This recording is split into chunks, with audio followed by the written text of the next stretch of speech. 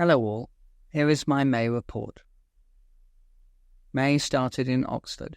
I took Simone to a conference for a charity she'd been a trustee of, which was hosted at two different Oxford colleges, Somerville and St Anne's. Loads of chances for me to wander around the college grounds and the rest of this beautiful city.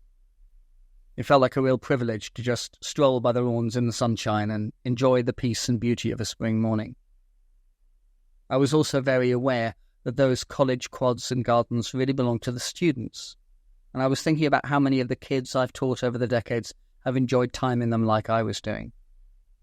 I'd been thinking the same thing at Birmingham Uni back in April, and thinking forward to when our grandchildren are teenagers like the ones I spent my working life amongst. Our eldest is only 7, and our youngest not even 1 yet, but they learn and grow and change every time we see them. I'm really looking forward to meeting the teenagers that they become. The book that I read for the first time this month was The Devil You Know by Mike Carey. It's the first of his Felix Castor series and lives in the overlap between urban fantasy and horror, with lots of ghosts and the occasional demon.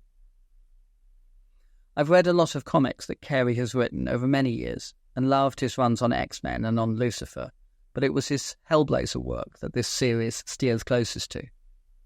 It's interesting to compare Felix Castor and John Constantine and watch as this book fleshes out what makes the one different from the other.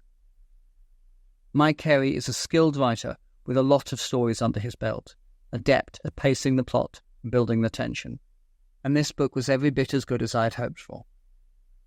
In other news, I've put up another old assembly video on thatandydavisfellow.com. This is one from last year about why I am afraid of history. It's one that I'm particularly proud of and feels important right now, given that it's about gay rights in the UK and what we stand to lose if we get careless with our voting choices. That's all for May. See you next time. Love you all. Stay well.